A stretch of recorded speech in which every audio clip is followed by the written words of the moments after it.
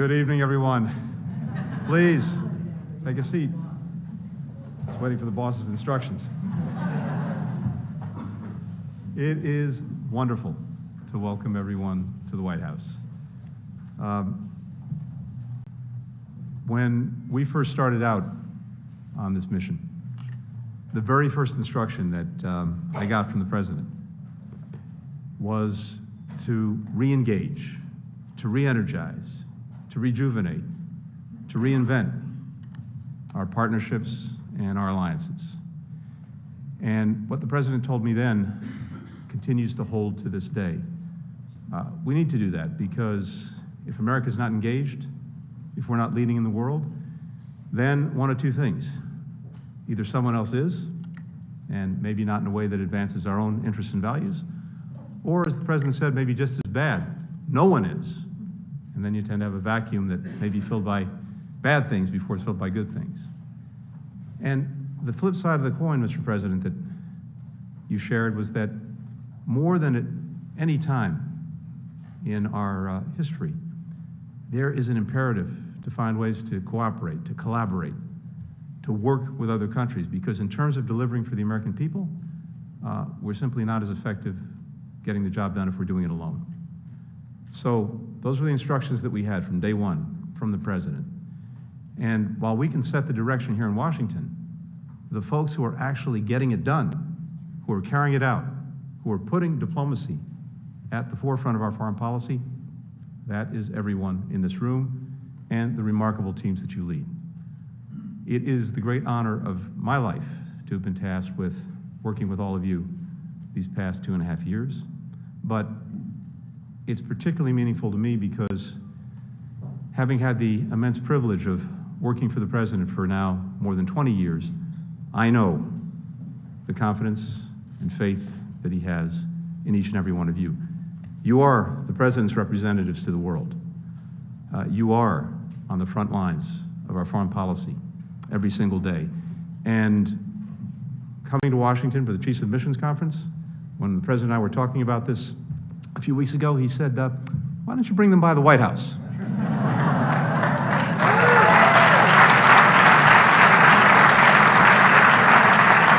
So, without further ado, ladies and gentlemen, colleagues, the President of the United States.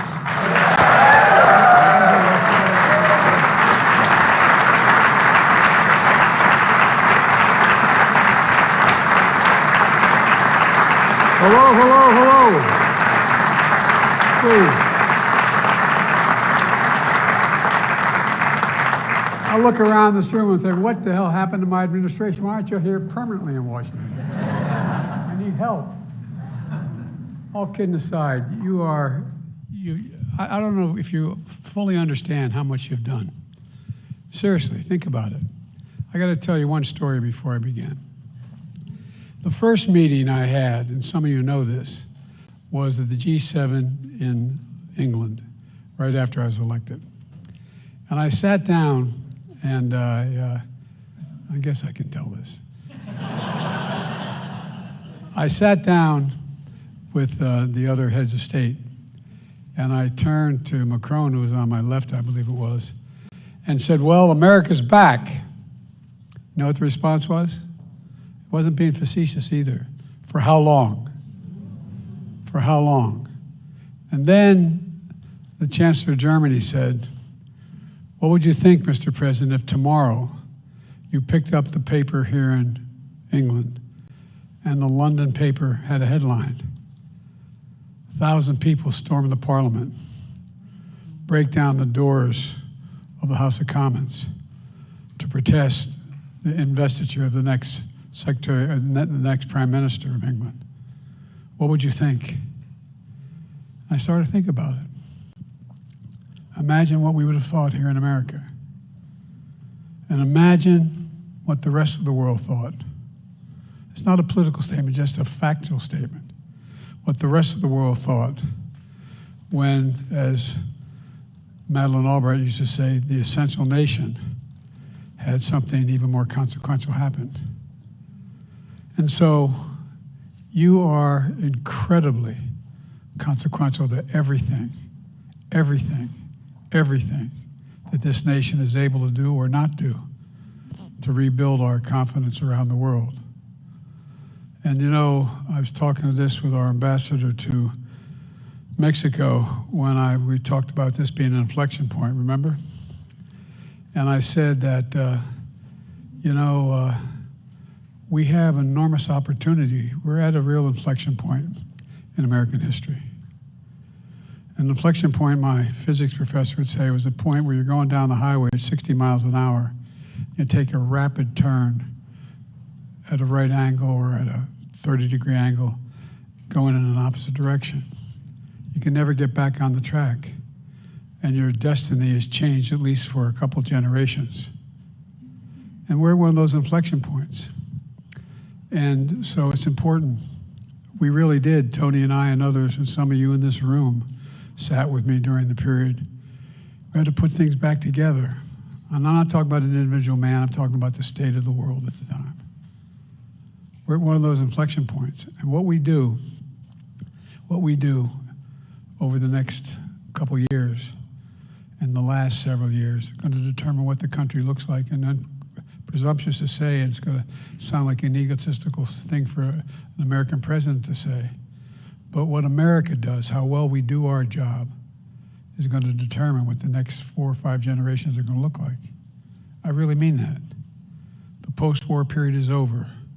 We're building a whole new international system, in effect, in terms of relationships with one another. And so, Secretary Blinken, thank you for your incredible, and I mean it sincerely, leadership and your dedication to the men and women of the State Department. It's real. This guy feels it in his bones. And our ambassadors and chargés, welcome to the White House a second time in 2 days.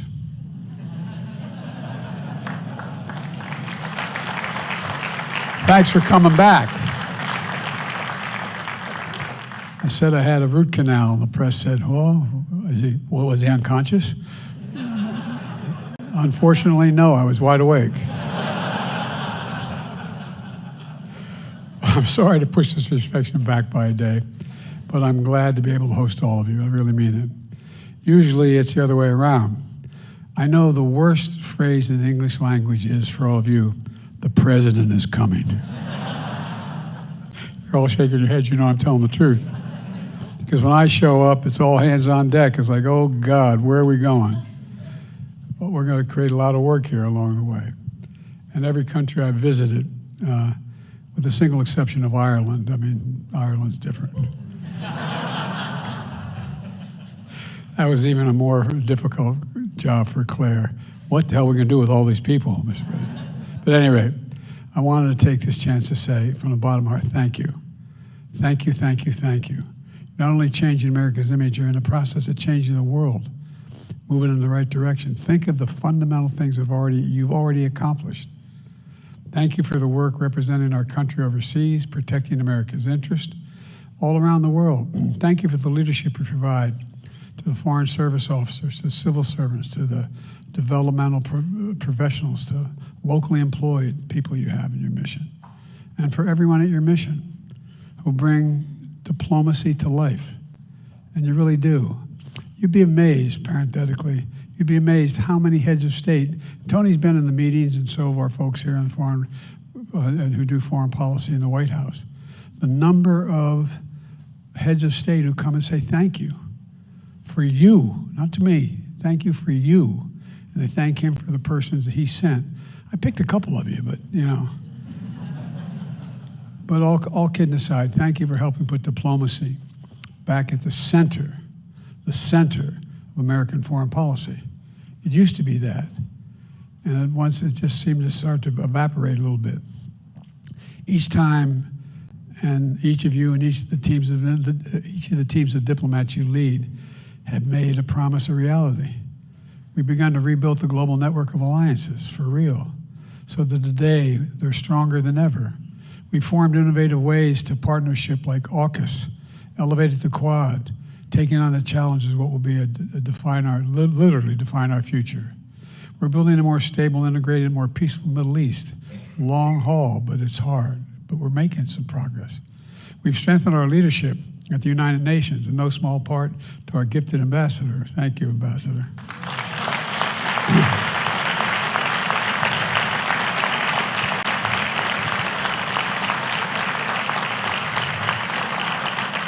And other international organizations, even, Gidenstein.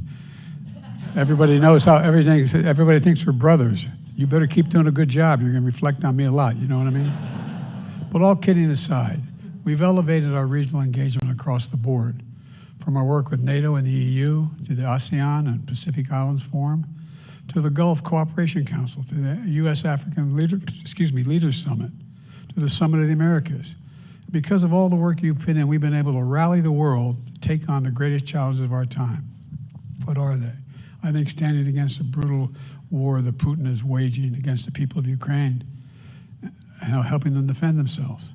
Because if we didn't, imagine what happens. Think about it, not a joke. If I told any of you, and I would have been mildly prophetic if I had said it before we were elected, when we were running, that there would be 138 to 140,000 people in Europe invading another country, I think you would have looked at me like I was crazy. Maybe some of you wouldn't, but most would. Managing the competition with China so that it doesn't turn into a conflict, tip into a conflict. It need not do that. Addressing the existential threat of climate change in a real way for the first time. It is the existential threat to humanity. It is the existential threat to humanity. I hope I have no climate doubters out there, because it's real. Investing in global health to address today's challenges and to ensure we're better prepared for the next pandemic, for there will be another pandemic. There will be another pandemic. Tracking food insecurity for people around the world to feed their children. The global south is in real trouble because of what Russia's doing and what's happening in terms of exports from Ukraine. Driving inclusive economic growth so no one's left behind. That's a bold statement, saying no one's left behind. But that should be our goal, that no one's left behind. Advancing democracy and human rights so that we can live in freedom. I just met with the president of, anyway, I guess I shouldn't start down the line. I'll leave somebody out. But I'm grateful for the work you and your teams do every single day, and your incredible skill and your professionalism. And that includes our ambassador to Japan. Where is he? He's hosting Jake? Oh, that's right. Oh my God, Jake he's doing a hell of a job, and he's liking it. And guess what? I had the Prime Minister from my side. I like your ambassador. I said, you ain't seen nothing yet. No, all kidding aside. But look, we're in a situation where, the combination of the political appointees and the professional State Department personnel, you got to take a message of thanks back to your teams. I really mean it. I mean it sincerely. I visited some of your embassies. You know I mean it when I speak to them. And by the way, they might add, to your spouses and their spouses if they have a significant other with them. Because when you appoint someone ambassador, you appoint two people ambassador, if they're married, if they have a significant other with them. The second part of my message is this: we've got to keep it up. We've got to double down right now. It's only going to get harder from here, but it's closer, but it's going to get harder. The word is, as I said again, inflection point. The decisions we made today, I used to have a physics professor talk about inflection point. You're going down the highway at 60 miles an hour, and all of a sudden you take a hard right turn. You're never going to get back on the path you were for at least another couple decades. That's who we are. But we have such an opportunity to make things even better than you've begun to make them. We can't pick and choose between addressing geopolitical crises and transnational threats. We've got to sustain America's core advantage, to outcompete China, to defend the principles of the UN Charter against Russia's brazen attacks, while also leading the world to address the issues that impact all nations. Excuse me. Got to work with our partners to shape and update the rules of the road on issues like trade and technology, and shortly, artificial intelligence, which is going to become a gigantic issue for all of us to be better informed on. So the international system is equipped to meet the challenge of this new age, and it is a new age. And to do this work, we need to harness the strength and talents of our country's full diversity. We have to protect the values and ideals we hold most dear, and drive 21st century diplomacy and effectively pursue our interests abroad. That's where you all come in, as you know. You're on the front lines of this effort, literally, not joking, literally leading intense diplomacy alongside intense competition. They're not easy to do at the same time. We need to make sure people around the world know the United States stands for not just what we're against, but American values. The way we do business has always been part of our world, what we think. You know, again, parenthetically, and the press has heard me say this before, so I apologize for the repetition. You know, I've allegedly met more face-to-face with Xi Jinping than any world leader has. They keep, as you guys who are in the intelligence side of things, you know, they keep meticulous hours and times. I think we're up to 85 hours, as he and I, 68 of them alone over a 10-year period, because when he was vice president and Barack was president, he knew who was going to succeed, but it wasn't appropriate for the president to be with him a lot. So we traveled 17 to 18,000 miles together in China and the United States, and had a lot of just one-on-one conversations. And we each had an simultaneous interpreter. I turned all my notes in.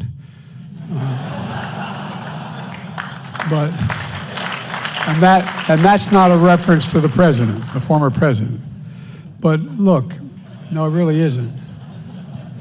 Because, look, so we want to share a positive vision of the future. We want to build with our partners, not against anybody, but with people.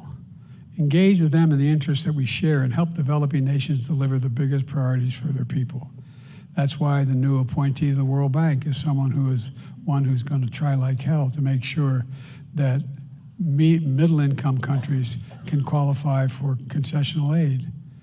We have an opportunity not only to help our diplomacy, but to help people around the world. When we were at the G7, we talked about one of the meetings they used to call the Build Back Better World. It's not that now, it's the PIII. And what it is, you know, you have an awful lot of African nation. Well, the Belt and Road Initiative of the Chinese, it's ended up being a noose and debt instead of Belt and Road, because it's not working very well for them. And so there's a hell of a lot of debt and a lot of demands that are being made. We have an opportunity to take everything from moving back to debt relief, moving back to making sure we deal with the climate issues. You know, our investments in Africa, for example, there are going to be 1 billion people in Africa very shortly. And the idea, I know our infrastructure people are working on the possibility of a railroad from the Atlantic all the way across the continent, so they have a means of transporting goods and materials all the way to the Indian Ocean. We're in a situation where we're talking about Angola having one of the largest solar facilities in the world. It's in our interest that happen, in addition to helping other countries. How are we going to deal with climate change unless we engage the rest of the world? And it's beneficial to everybody. Nations around the world choose to work with us not because of our force or threats or coercion, but because we understand what they can do better and what we can do better as well. We know when our partners are stronger and more capable, and when there's an opportunity to make America, it's an opportunity to make American people safer and better, when everybody does better, for real. Make no mistake, the challenges we face are great, but our capacity to meet the moment is real. And they've heard me say this before, and I mean it. I've been around, I know I look like I'm only still 29, but I've been around a long time. As one of my friends said, try to connect age and wisdom. But I've been around a long time. But I've never been more optimistic. Not because I'm president. I've never been more optimistic about America's future. The opportunities are immense in this moment of change. We're investing in our strengths at home. We're investing in our strengths abroad. The alliances and partnerships that you maintain and deepen every day are the heart of our strategic advantage in the world. And that's truth. No other nation comes close to matching us. Not because I'm president, but because of you and the policies you're pursuing. So thank you again. I mean it from the bottom of my heart. Thank you again for all you do to ensure the future we're building is no one that'll be more prosperous and more secure than our children. That's what this gets down to. So let me close. I've probably already gone on too long, but may God protect our troops, our diplomats, and all those that serve our nation. And that's what you're doing. You're serving our nation. Thank you, thank you, thank you.